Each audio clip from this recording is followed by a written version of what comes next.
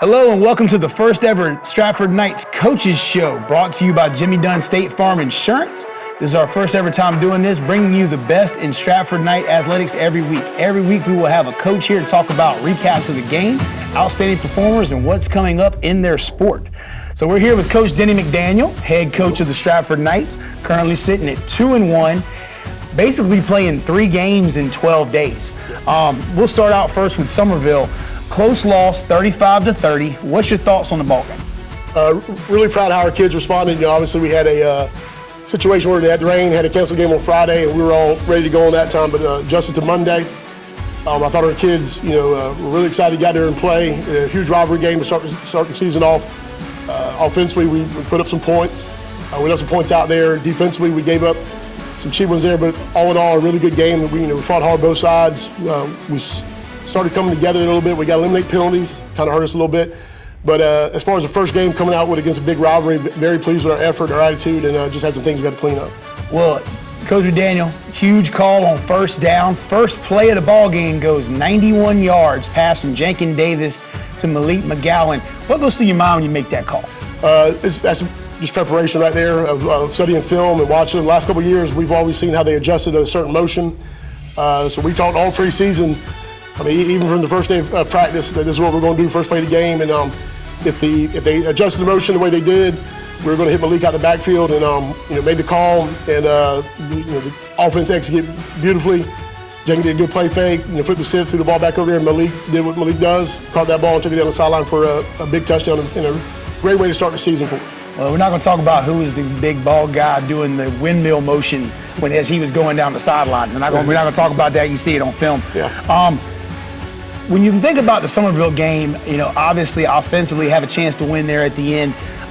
But the big surprise defensively. How did you feel how our defense played in that game? Well, early off in the game, we were struggling a little bit, getting lined up and just making some tackles. But I felt in the second half, in the halftime, we made some adjustments. And we got dialed in a little bit better. We started making some stops there, so allowed it to, allow us to give it that opportunity to get us a chance to win there at the end. So we're really proud of their effort. Really proud of how they're getting better each series. They're on the field. They're getting better each week, and we're excited to see where they're going to go and develop. I mean, I remember right there we need the ball back, and we're sitting there thinking someone's got a chance to run the clock out, and then magically Trenton Fordham comes up with a fumble recovery, giving us a chance to do it. Just a huge play. Yep. As we talk about defense moving forward. Win against a top 10 4A program, going all the way to Clemson to play Daniel. Win 42-26 in a game that first half was back and forth. What do you think? What are your thoughts about, first of all, how your defense played? Because there was a huge stop there at the end, chance for Daniel to cut it to 6. We get a tip ball, knock it down. Defense gets the ball back. Offense comes right back and scores. What are your thoughts about how that played and just defense overall in that game? Well, just first of all, we played Somerville on Monday and have to take a 4-hour trip up to Daniel and play in one of the perennial powerhouses in the state. A lot of people down here don't know who Daniel is, but Daniel is that loss on Friday night was their 7th loss this decade. They have not lost by more than 7 at home in the last 35 years. There were some shocked people in the town of Central South Carolina on that Friday night, but thought our kids responded well going up there, and like I said earlier, defense is getting better every series. They're out there, and we talk about playing for each other. And football is great because you're going to depend on somebody depends on you. And offensively, we depend on defense to get a stop right when we needed to.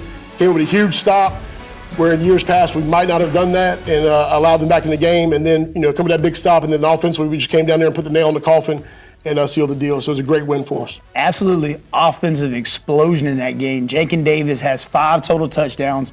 J.Q. Crosby with 2 big touchdown grabs, one of which where he literally had to fight off a defender to get there. What are your thoughts about those 2 guys and how they played? Just, that's what, Jenkins is a 4-year starter. He's a leader of our team, our offense. He does a great job. That's what he does. That's why he's a Liberty commit. Same thing with JQ. JQ's a commit to Georgia Southern. Those guys make plays for us. And we know when it comes to crunch time, we can count on those guys. And they're not the only 2. We have several weapons on offense, and it's kind of pick your poison, who you want to stop. If you stop this guy, well, the next guy's going to step up and make plays happen. So just really, really excited for those guys' development They have put a tremendous amount of work in and done a great job. I'm really proud of them. Well, one thing I noticed is that we're a lot more balanced this year. So, like, I noticed, against Somerville, our running backs really kind of go off. Yep. And then Daniel had a really concerted effort. You see 7 in the box. You see, they're really concerned on stopping Malik McGowan and DJ Grant.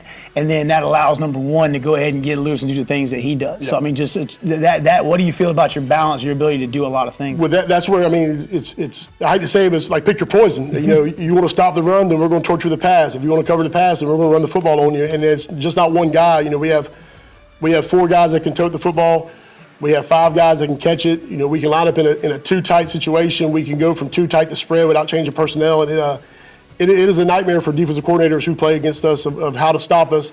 It's almost a situation where they can't really stop us. They just got to try to slow us down some. And what's great about our offensive guys is that there's not an I guy over there. There's not an I guy on our team.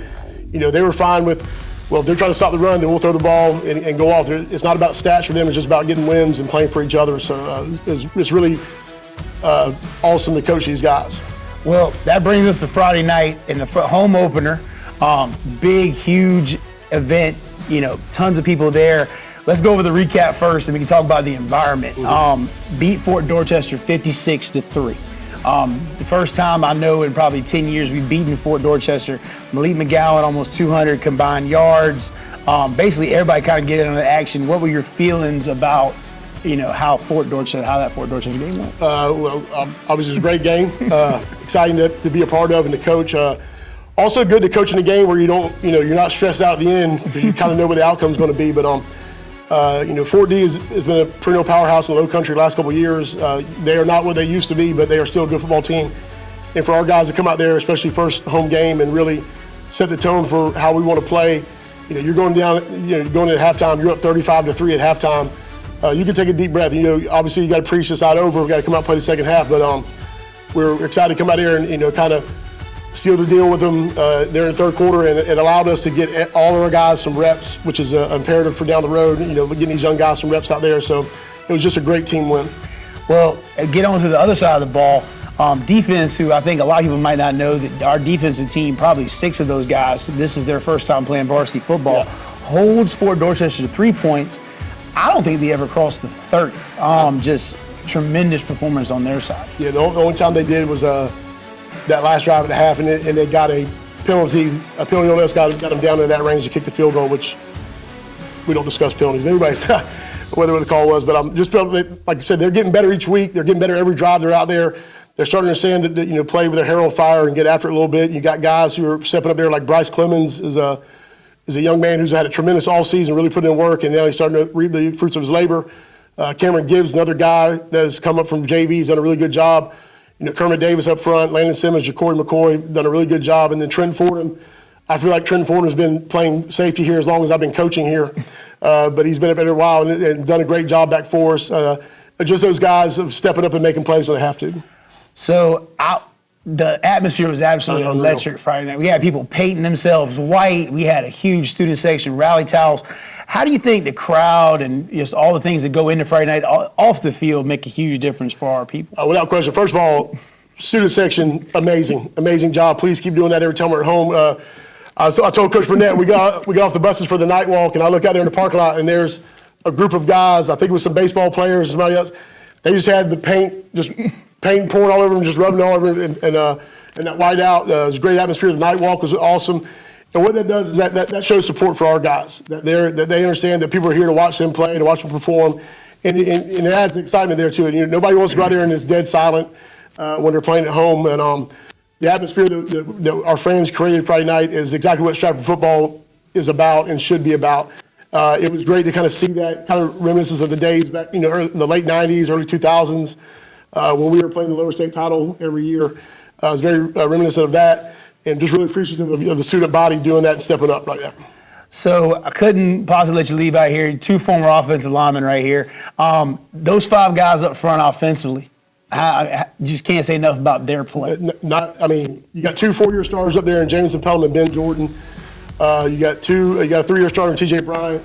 Antonio Gantz, 2-year starter, and then Greg Campbell, played some last year, we started this year. Those 5 guys have done a great job, and I don't care what weapons we have on offense, how good of a defense is. If our linemen up front, if we don't play well, we don't win.